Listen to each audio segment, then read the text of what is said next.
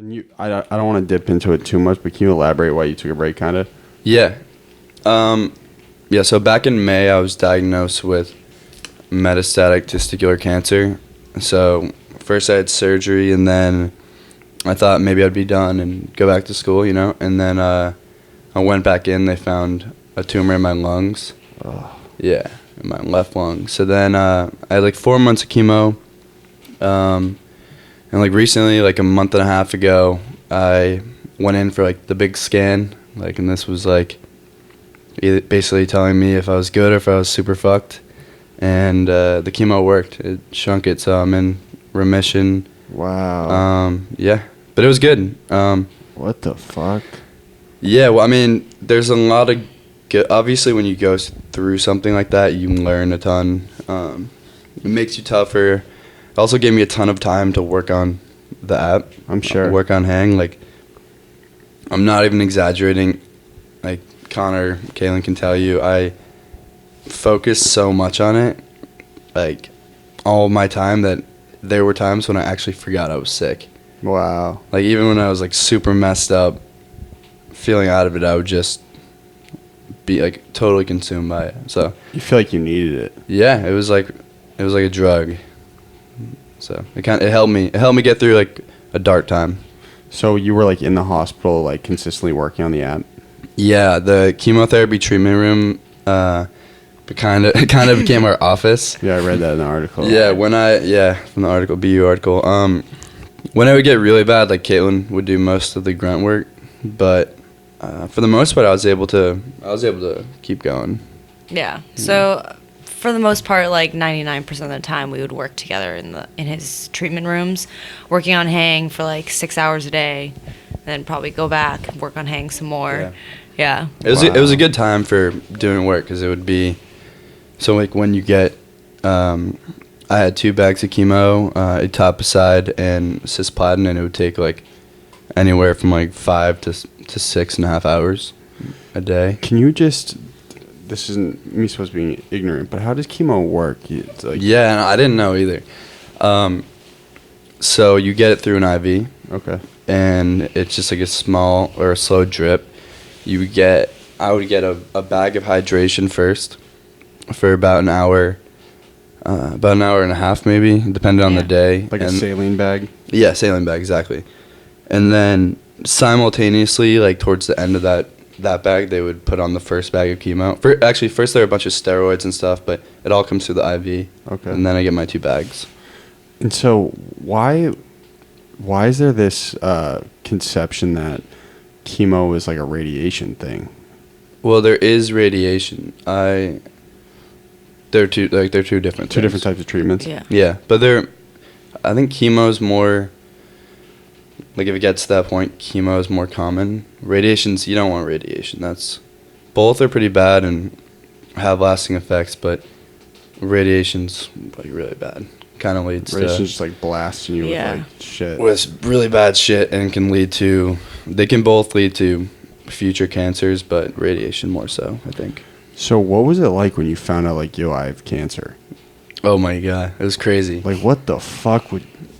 Yeah, Connor's dad was actually like out golfing with my dad. He like my dad had like Connor, my Uncle Bobby, and like all his friends down.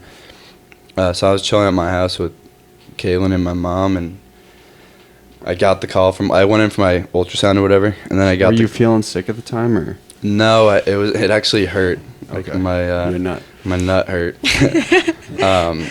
And it hurt, but then I was in Paris at the time, like walking around with my other cousin Cal, and I was like, dude, my nut like really, really hurts. And he was like, stop, like you're being ridiculous, kind of making fun of me. And Did it feel like heavy? No, it was just like it almost felt like it was bruised. And then I came back and it started feeling better. So I was like, I'm actually not going to go in, and Caitlin forced me to go. And then, okay, so all that happened. I get the ultrasound, and then we're chilling. I get a call, and my doctor's just like don't freak out. You're gonna be fine, but you do have cancer. And then when you get the word cancer is really scary. It has a really, really negative connotation. So when you hear that, it's kind of like like an out of body experience almost. So I don't know. I was a little stunned. It's weird though. Like the worst part about cancer, if you have pediatric cancer, if you're a kid, is what your parents have to go through. Yeah. Like it's tougher for your parents than for you, and like that first meeting with the doc, like the first of hundreds, but that first meeting they're just like falling apart, and I'm just like I was kind of chilling honestly because I don't know, it kind of makes you not want to fall apart for them, you know? I feel you. Yeah. I'm sure like your mom was a wreck. Yeah, she was. So what did you feel like as soon as someone says that, like, yo, you have cancer? Are you like, holy shit, my life's gonna get cut short, holy shit, I gotta get stuff done, like, am I gonna be able to accomplish everything I wanted to get accomplished? Yeah, I don't know, I'm kind of a weird person. I didn't have those thoughts. I kind of that's a lie. I wanted to. I knew I couldn't do like everything I wanted, especially while being sick. It's just like I wasn't allowed to fly. I couldn't really be around other people. My immune system was super. You felt weak. Yeah, it just doctors wouldn't let me. So I kind of just wanted to keep doing what I was already doing. I was already working on Hang. Yeah, that's a really good question. I kind of went on with my life normally, and never really. If you let thoughts like that get to you, I think that it can make the situation a lot worse. You know. What did you think when you heard? Like, what was that like? Were you freaking out? I was totally freaking out. I couldn't even imagine. Like, if one of my friends got that call, like, yo, what the fuck? It was insane. Like, it was completely unexpected and was extremely shocking. And it was just like a matter of what can I do to be there for someone, or, you know, I didn't really know how to react, honestly. So it's just like I didn't want to overreact. I didn't want to underreact. Like I feel like there's no like reaction that is normal, I guess, you know? Yeah. And question, did you have anyone in your family had cancer prior to you? Like, had you had an experience where you were familiar with diseases like that, or? Yeah, our grandfather had cancer, but they kind of didn't really tell anyone. And found out later. Yeah, it was like one of those things found out later. And then my grandmother also had cancer, but it was like when I was young, so same thing. They didn't really tell me, so I'd never really had an experience. Oh, actually, my best friend in middle school, Henry Golden, had cancer. That was I actually had a pretty personal experience with it because like it was tough for me going through this, but imagine being a middle school kid, like you're already dealing with like your body changing, like puberty, people being mean in middle. It's like the kids are like so mean in middle school, all that shit. And then on top of it, like you're bald as like a 13-year-old kid. So that might have actually helped me when I was sick because I had a little bit of perspective on it from that.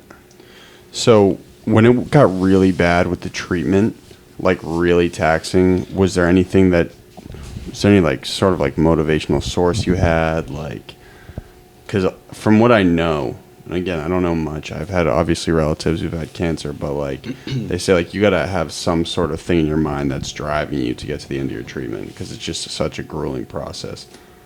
Yeah. I think I'm naturally a super competitive person, which leads to you being like internally motivated. Mm-hmm. So I think I was just kind of like, I'm going to go as hard as I can to not like die from fucking this shitty thing at such a young age. Like I think I can do a lot with my life, and I have my whole life. I would go into the chemotherapy treatment rooms, and I forgot the name of it. Rick Ross just put out a new album. I'll put my headphones on, like bump Rose the whole time. That's fire. And just get like as hyped as I could. Fuck you, cancer. Fuck yeah. Well, I think you did a pretty good job of maintaining this control. Like, I think you always kind of had the mindset where, like, I have control over this thing. you know, like you. Did you like the unwanted attention, or the attention you got? Was it unwanted or? Because I'm sure a lot of people are like, oh my God, Sean, are you okay? Yeah. How are you? That's a really good question. No. So I didn't really talk to anyone while I was sick. Like I would respond, like if someone, everyone I know texted me, right? So people I'm close with, I'd talk to a little bit, and like some of my best friends and like my cousins, like they came to the house for a few weekends, and that was awesome. But in terms of like everyone else reaching out to me, it's like overwhelming, and also just like kind of when you're sick and you're focusing on yourself and you do kind of think about time a little bit, and it's like I'm not gonna like waste my time like texting all these people back so they feel good that like I responded to them, you know, like I kind of sound like a dick, but Yeah, but you're more important in the situation than the validation someone gets from getting your attention. I get it. That's my answer. Didn't love it. Comac, what was it like for you hearing? Just like, I mean, I remember when I heard it was the same thing. I was golfing, and we had like golf tournament. Went back to my buddy Flan's house, and I got the text, and I was just like in complete shock. I was actually with our other cousin Marky, and we just kind of went back to my house, and we just had like a little sitting there, just like what, like couldn't believe it, like just like, and just one thing on top of another. It was unbelievable, and then kind of came to it. We're just like, all right. I mean, it's Sean. Like he's gonna fucking crush this. There was no doubt. And then the first time that I saw him after, because we were like FaceTiming, talking, whatever. Then it was like the weekend that he started chemo, and then like my aunt was like, "Oh, this is supposed to be like when it's at its worst. Like this is gonna be really tough." Before I came, I was like, "No, I'm down. Just want to be there." I get there, and this kid's like takes the dog for a walk in the morning. He's up all day, like 8 hours working on the app. And he's like, yo, want to play pickup basketball? And I was like, dude, what? I'm not this active like any day of the year. And so we're playing pickup. Every shot he's like chucking from three, nailing everything. Every shot he misses, he gets down, does like 10 push-ups. And I was like, that's unbelievable. Like I'm hyperactive. He's just a beast. Yeah, I'm the same way, bro. Yeah. Have you always just had a motor? Yeah, I just have to get the energy out. Yeah, I feel you. Yeah. Did you work out today? Yeah, we did. Yeah. Actually, like right before this. Yeah, she worked out today. Yeah. What do you guys have? BU gym? No, I have a gym in my apartment. Oh, fire! Oh, you came all the way up here from? Oh, you have an apartment up here in Boston? Yeah. Now that I'm coming back to school, I got a new apartment. I used to live in this like really really gross house with like all my best buddies from school, but we're in Alston. Yeah, in Alston. I can't really move back because my parents wouldn't really let me move back because of my immune system and everything, but so I got a cleaner place now. So was that a surprise that you had testicular cancer? Was that like for like kids our age, is it common? Yeah, it's most common for guys our age. Really? Yeah. And there's also this like, I think there's like a stigma around testicular cancer where like people think it's gonna be like embarrassing. I guess it could be embarrassing, you know, like the surgery. You get your nut off, you get your orchiectomy, they cut your nut off and all that stuff. But you still got one, right? Still got one. Let's go. I'm bro. good. Let's get it. That would okay. It would really suck if you had to get the double, but no, it's just one, and so everything functions like still get testosterone and all that stuff, and I really don't mind at all. I never really minded. It's like I'm a little bit lighter now. I'm faster. That's what I'm saying. When you guys are older, you're not to get a little like crude here, but your sack's gonna be sagging down. But I have less pressure, so you're gonna be like I'll be Superman. tight forever. You're good to go. 80 years old, I'll be. Oh yeah. It'll be like I got Botox down there. So what type of like diet and exercise do your doctors recommend now? Do you have to like cut refined sugars? Or? Yeah, I mean, they tell me all this stuff. I listened to them when I was going through everything, but I haven't really been listening since. Like, I wasn't supposed to work out for a while, but you would have been saying, like, I had to start. You just felt restless, right? Yeah, I just wanted to, like, immediately start building myself back up to be, like, full strength all the time. So I've been doing that. One thing I've been doing I've been trying to do is eat way cleaner. Like, you're not supposed to eat a lot of bread or like red meat and things like that, because like bread, Refined carbs. yeah, or carbs, they get broken down into sugar, which like feeds, if you have cancer, it feeds the cancer. That's like proven. Yeah. Wow. Yeah, a lot of people that I talk to that have had cancer like completely didn't eat bread at all. I love sandwiches, so I would have them once in a while, but you're really not supposed to. Wow, I didn't know that. Yeah.